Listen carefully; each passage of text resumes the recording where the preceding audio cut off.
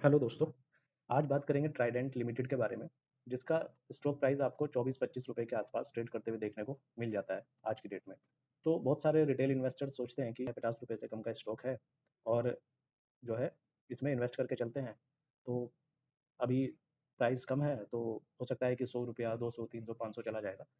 तो आप लोग इस तरह की गलती ना करें और जो है ये सोच करके कि 25 रुपए का प्राइस है, 50 रुपए के नीचे ट्रेड कर रहा है, तो फ्यूचर में मल्टीबैगर रिटर्न दे सकता है।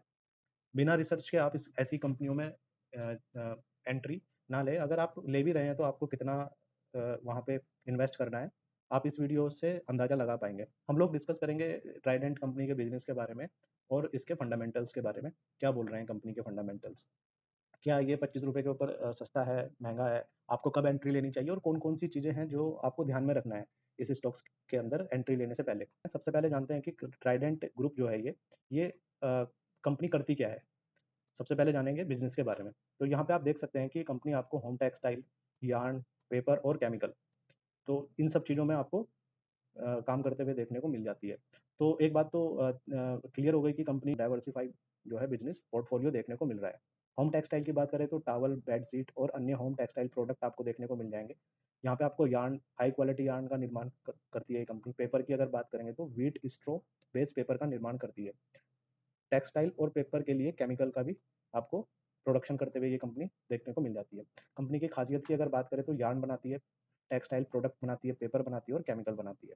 पूरी वैल्यू चेन में कंपनी खुद मौजूद है। अब निवेशकों के लिए सवाल यही है कि बिजनेस तो कंपनी का डाइवर्सिफाइड है, बिजनेस जो इसके पोर्टफोलियो है, बिजनेस पोर्टफोलियो है, वो भी अच्छा देखने को मिल रहा है। लेकिन क्या इस बिजनेस से कंपनी प्रॉफिट भी जनरेट कर पा रही है, बिजनेस भी बढ़ा पा रही है या नहीं बढ़ा पा रही है, हम लोग इस वीडियो में यही जानने वाले हैं। तो सबसे पहले हम लोग बात करेंगे सेल्स के बारे में, कंपनी की सेल्स कैसी है। अगर आप यहाँ पे बात करेंगे सेल्स के बारे में, तो FY22, FY26 और पिछले 12 महीने की, तो यहाँ पे आप देखोगे 22 से 26 तक अगर 5 साल की बात करेंगे, 4 से 5 साल, तो आप देखेंगे कि आपको जो इसकी सेल्स में आपको कोई खास उतार चढ़ाव नहीं देखने को मिलेंगे और यहाँ पे आपको परफॉर्मेंस सेल्स के अगर टर्म्स में देखें तो फ्लैटिस परफॉर्मेंस देखने को मिल रही है। वहीं पे अगर आप बात करेंगे जून क्वार्टर 2025 की और जून क्वार्टर 2026 की, यानी पिछले साल जून क्वार्टर में 1700 करोड़ के आसपास था और अभी 1790 करोड़ के आसपास आपको देखने को मिल रहा है। मतलब यहाँ पे आप देख भी सकते हैं जो है अगर क्वार्टरली बात करें यहाँ पे, ये जून 2025 में 1707 और अभी जून 2026 में 1790 रुपए के आसपास आपको देखने को मिल रहा है। तो यहाँ पे 4% की आपको जंप देखने को मिली है एक साल में अगर क्वार्टरली देखें तो। कंक्लूजन क्या है कि बिजनेस चल तो रहा है लेकिन आपको ग्रोथ काफी बहुत तेज नहीं दिखाई दे रही है। यहाँ पे आप देखेंगे क्वार्टरली, अगर आप जाएंगे क्वार्टरली देखेंगे 1800, 1700, 1700, 1500, 1600, 1700, तो मतलब फ्लैटिस परफॉर्मेंस दिखाई दे रहा है। वहीं पे आप मार्जिन की भी बात करेंगे तो वो भी आपको फ्लैट से ही देखने को मिलेंगे। तो कंक्लूजन क्या है कि बिजनेस अच्छा है लेकिन सेल्स कंपनी बहुत तेजी से ग्रो नहीं कर पा रही है, जबकि सेल्स भी बिजनेस के साथ में ऐसे ग्रो करनी चाहिए थी। लेकिन कंपनी का क्या हुआ है, सेल्स नीचे गिरी और फिर उसके बाद में फ्लैट होके चल रही है। तो उसके बाद में बात करें तो प्रॉफिट को देखते हैं, कंपनी का प्रॉफिट का क्या है। तो यहाँ पे आप देखेंगे नेट प्रॉफिट अगर FY22 और FY26 की बात करें तो 800 करोड़ से आपका 377 करोड़ के आसपास देखने को मिल रहा है। वहीं पे अगर मार्जिन की बात करेंगे FY22 से FY26 में, आप देखेंगे कि 22% से 13% आपको आते हुए देखने को मिल रहे हैं। तो यहाँ पे आप देख ही सकते हैं, हमने बात भी किया है। अगर आप इसको देखेंगे ईयर ऑन ईयर बेसिस पे, आप देखेंगे यहाँ पे मार्जिन आप देखेंगे 18, 20, 19, 19, 18, 22, लेकिन आप देखेंगे उसके बाद में मार्च 2023 से आप देखेंगे 15, 14, 13, 13, तो यहाँ पे आपके गिरने के बाद में फिर एक ही जगह पे ही, एक ही रेंज में आपके मार्जिन भी फंस करके रह गए हैं इस कंपनी के। और अगर आप इसमें देखेंगे जो इसमें पॉजिटिव डेवलपमेंट है, तो जून क्वार्टर के अभी रिसेंटली आपने रिजल्ट देखे होंगे जहाँ पे ऑपरेटिंग प्रॉफिट आपको 300 करोड़ देखने को मिला है और वहाँ पे मार्जिन 17% आपको देखने को मिले हैं। तो यहाँ पे आप देख सकते हैं जून क्वार्टर की अगर बात करें तो यहाँ पे ये 300 ऑपरेटिंग प्रॉफिट आपको देखने को मिला है 300 करोड़ का, और 17% के जो है मार्जिन देखने को मिल रहे हैं। तो अगर क्वार्टरली देखा जाए मार्च 2026 और जून 2026, तो यहाँ पे अच्छी एक रिकवरी देखने को मिली है। वहीं पे आप नेट प्रॉफिट भी देखेंगे तो 102 करोड़ से 160 करोड़ के आसपास जाते हुए देखने को मिला है। ईपीएस में भी आपको इंप्रूवमेंट देखने को मिली है। ये एक पॉजिटिव पॉइंट तो देखने को मिल रहा है, मार्जिन में रिकवरी आपको दिखाई दे रही है। अगर ये टिकती है तो प्रॉफिट ग्रोथ वापस आ सकती है। लेकिन यहाँ पे सबसे ज़रूरी सवाल यही है कि ये अभी 1 क्वार्टर की कहानी है, जून 2026 की। अगर आपको इसमें अच्छे रिटर्न चाहिए, तो अगले 3 से 4 क्वार्टर आपको इसके ऊपर अच्छे से फ़ोकस करके चलना पड़ेगा। जो इसका सेल्स है और प्रॉफ़िट है, उसको आपको क्लोज़ली मॉनिटर करना पड़ेगा, अगर आप इस कंपनी में एंट्री लेना चाहते हैं या आप पहले से इन्वेस्टेड हैं। अब बात करते हैं 4th पार्ट की, तो बैलेंस शीट और डेट की क्या पोज़ीशन है, कंपनी का कर्ज कितना है। यहाँ पे आप देखेंगे कि बोरोइंग जो है, कर्जा जो है, FY24 की बात करेंगे, 25 की और FY26 की। तो यहाँ पे देखेंगे आप FY24 से 25 में गिरते हुए देखने को मिला था, 2100 से 1600 करोड़ आया। लेकिन अभी आप देखेंगे कि सडनली 2025 के बाद में फिर से ये बढ़ना स्टार्ट हुआ है कर्जा यहाँ पे। तो इस चीज़ को भी आप देखिए, यहाँ पे देख सकते हैं 2100 करोड़, फिर 1600, फिर 1800 करोड़। तो यहाँ पे एक जानने वाली बात ये है कि FY21 से 25 के दौरान में कंपनी ने 20.15 बिलियन का बड़ा कैपेक्स किया। तो ये जो कंपनी ने कैपेक्स किया है, ये कंपनी के लिए आने वाले टाइम में कैपेसिटी आगे चलकर रेवेन्यू और प्रॉफिट बढ़ाते हुए देखने को मिल सकती है। तो यहाँ पे आपको क्या देखना है कि कैपेसिटी जो बढ़ाई है, इसकी वजह से अगर इसका इम्पैक्ट अगर आपको प्रॉफिट में, सेल्स में देखने को मिलता है, तो यहाँ पे शेयर के अंदर आपको रिकवरी देखने को मिलेगी। अगर इसका इम्पैक्ट रिजल्ट्स पे नहीं देखने को मिलेगा, तो यहाँ पे फिर से जो है आपको प्रेशर देखने को मिल सकता है। अब बात करेंगे पार्ट 5th की, सबसे इंपॉर्टेंट वैल्यूएशंस, जो कि लोग सोचते हैं 24-25 रुपए का शेयर है, सस्ता है। यहाँ पे आप अंदाजा लगा सकते हैं, तो पी आपको 32x देखने को यहाँ पे मिल जाएगा। प्रॉफिट ग्रोथ की अगर बात करें तो 3 साल में नेगेटिव देखने को मिल रही है। आरओई की बात करें तो 8%, आरओसी आपको 10% देखने को मिल रहा है, जबकि आरओई, आरओसी आपको 15% मिनिमम होना चाहिए। 25 रुपए का स्टॉक ऑटोमेटिकली चीप नहीं होता है, हमें अर्निंग्स के मुकाबले प्राइस देखना पड़ता है। तो यहाँ पे आप देख ही सकते हैं, पिछले 3 सालों में प्रॉफिट ग्रोथ नेगेटिव में है।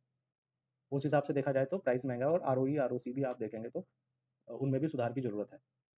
तो अगर प्रॉफिट ग्रोथ तेज होती है, तो तब तो ये 32 के पीई पे ट्रेड करता है, तो जस्टिफाई हो सकता है। लेकिन अ, अगर ग्रोथ नीचे जाती है, अगर ग्रोथ नहीं आती है कंपनी की, तो फिर ये जस्टिफाई करना मुश्किल है। और उसके बाद में पार्ट 6 की अगर बात करेंगे, शेयर होल्डिंग क्या बोल रही है।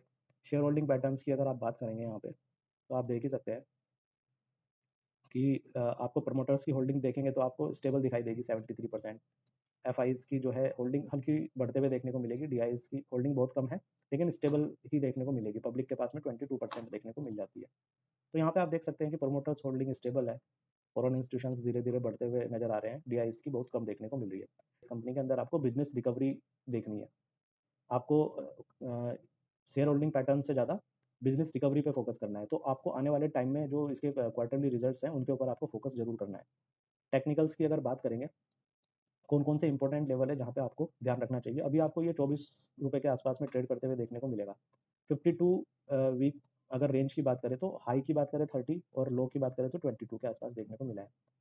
तो यहाँ पे आप देख सकते हैं कि सपोर्ट जोन देखने को मिल रहा है 22 और 23 रुपए के बीच में, और अभी आपको यहाँ देखने को मिल रहा है ये शेयर। रेजिस्टेंस की अगर बात करेंगे तो 28 और 31 के आसपास रेजिस्टेंस जोन देखने को मिल रहा है। तो यहाँ पे आपको ध्यान ये रखना है कि अगर ये 22 और 23 पे होल्ड करता है, तो आपको रिवर्सल देखने को मिल सकता है। अगर 22 के नीचे जाता है, सपोर्ट तोड़ता है, तो आपको अच्छी खासी कंपनी के अंदर वापस से गिरावट देखने को मिल सकती है।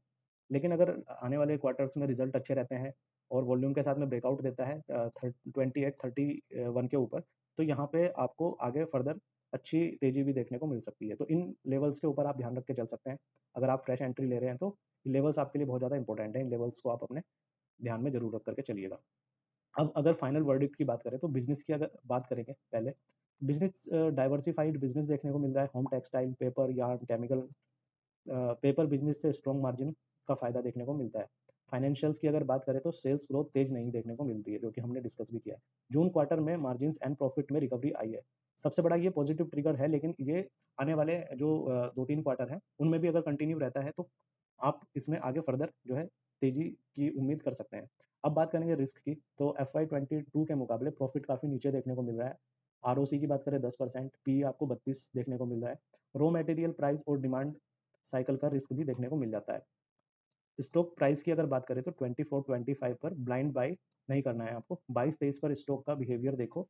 एंड अगर सपोर्ट पे होल्ड करता है, जो इसका सपोर्ट लेवल है, वहाँ पे होल्ड करता है, और आने वाले क्वार्टर्स में अर्निंग्स इंप्रूव होती है, तो जो ये स्टॉक है, ये आपको अपसाइड मूवमेंट दे सकता है। तो वहाँ से इस कंपनी की जो स्टोरी है वो स्ट्रॉन्ग देखते हुए देखने को मिल जाएगी।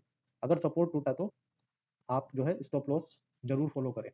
तो वहाँ पे आपको अपना कैपिटल बचाना जरूरी है। अगर बात करेंगे बॉटम लाइन की, तो ट्राइडेंट अभी चीप स्टॉक नहीं है, बल्कि रिकवरी स्टोरी है। मार्जिन्स एंड प्रॉफिट आगे 3 से 2 क्वार्टर में लगातार इंप्रूव हुए तो स्टॉक इंटरेस्टिंग बन सकता है। तो यहाँ पे आपको सबसे ज़्यादा इम्पोर्टेंट क्या है, अगर आप इस स्टॉक के अंदर जा रहे हो तो ओवरऑल अगर आप देखेंगे तो 2 से 3 क्वार्टर के जो अर्निंग्स है, वहाँ पे आपका फोकस होना चाहिए। अगर वहाँ पे इम्प्रूवमेंट होता है तो आप यहाँ पे ये जो ₹25 के ₹24 का शेयर है, अगर आप यहाँ पे इन्वेस्ट करते हैं तो आपके लिए ये अच्छी बेट हो सकती है।